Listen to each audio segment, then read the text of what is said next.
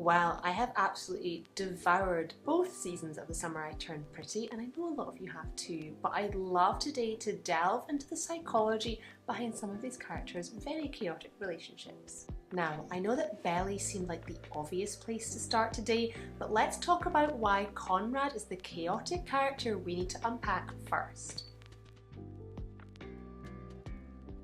Conrad's unprocessed trauma and subsequent very harmful coping mechanisms often cast a huge shadow over the other characters' lives.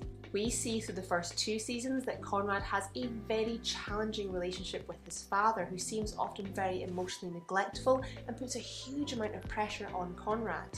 Not only is his father very demanding of him, it's very clear that Conrad also doesn't respect his father or his choices. It's clear to me that this has created a very angry and vulnerable child within Conrad. Though it's generally his angry child that shines through. We see Conrad engaging in very almost childlike angry outbursts and tantrums at his loved ones. And I think this angry and vulnerable inner child is a really good representation of Conrad's unprocessed trauma. Because if we really look at Conrad's trauma, whilst his family are very, very wealthy, he's gone through significant grief with his mother's cancer and with his father's emotional and physical absence throughout his life. Not to mention, there's probably also a lot of toxic masculinity in the world that he lives in.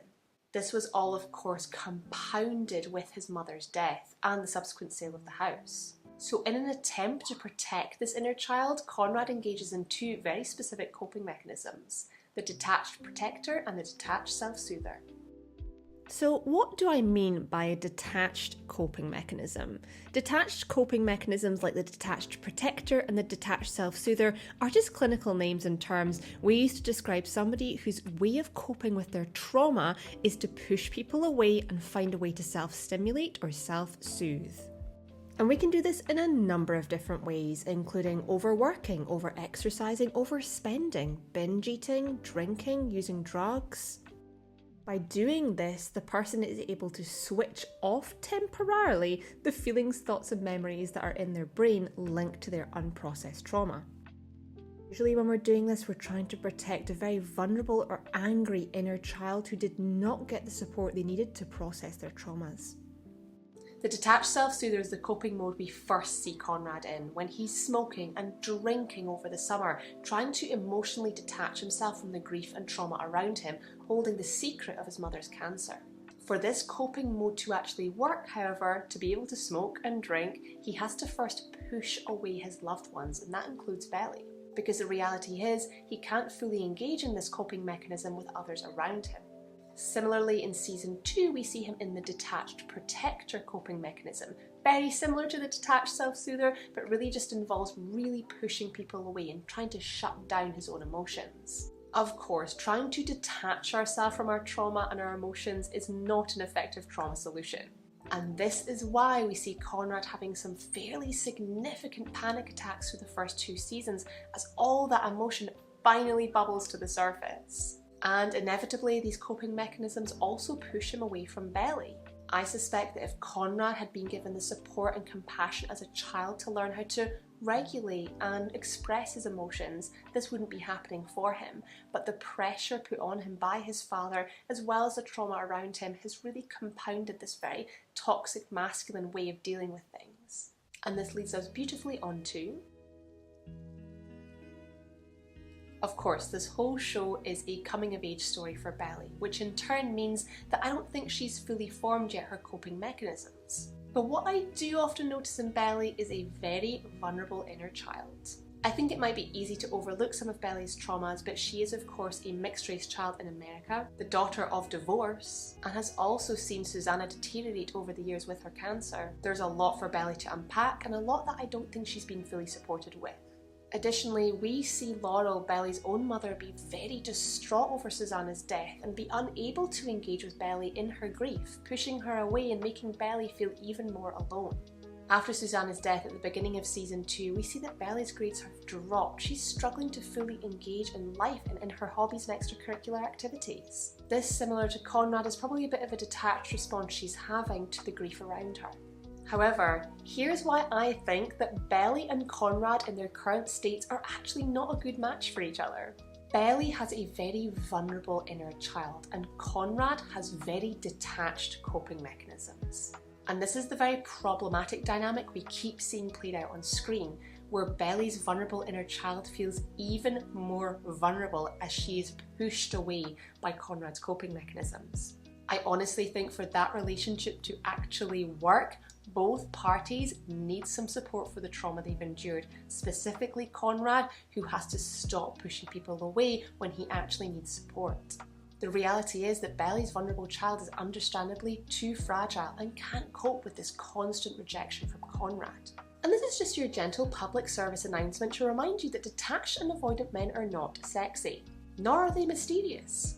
They are just angry, vulnerable little boys who have not had the support they needed in life. They need to go to therapy, and it's not your job to fix their trauma. And speaking of boys, Jeremiah, the sunshine boy as his mother called him, is perhaps not as healthy as he seems on the surface. Whilst Jeremiah can exhibit much healthier traits than Conrad, I think there's a lot more going on here psychologically. It's very clear that Jeremiah has been treated very differently by their father than Conrad has. He had much more free rein to be a happy child in his childhood, free of pressure or as much toxic masculinity. However, I actually wonder what Jeremiah's boundaries were like growing up as a child and teenager. I do suspect that where Conrad's boundaries were too fixed and strict by his parents, that Jeremiah's were perhaps too lax and loose. We actually see Jeremiah acting out quite a lot in quite a childlike manner, specifically throughout the first season. And although it seems cute and funny at times, actually for his age and stage, a lot of these behaviours are quite silly and quite impulsive. It goes without saying that Jeremiah is a very privileged young man, and I actually wonder if he needs a bit more structure and boundaries in his life. However, we definitely see Jeremiah exhibiting much healthier traits than Conrad. He sustains a summer job, he feels free in exploring his sexuality, and he's very supportive of the people around him, specifically his mother in season 2. We also see him processing Susanna's death in a much healthier way. Jeremiah feels much easier to cry and to express his feelings and his grief. And I couldn't end this video without a quick shout out to Stephen. Arguably one of the healthier characters in the show, there's still a lot more going on underneath the surface with Stephen, because I actually think Stephen has quite a prominent coping mode that maybe often people don't notice. I think Stephen can often exhibit quite a self-aggrandizer coping mechanism. The self-aggrandizer coping mechanism is a very defensive way to deal with unprocessed trauma. Self-aggrandizer tries to make others feel small so they feel big. Stephen has actually experienced very similar traumas to Belly, including being a mixed-race child in America, a child of divorce, and experiencing Susanna's cancer and death. Self-aggrandizer is overcompensating by behaving in an entitled, competitive, or even status-seeking way.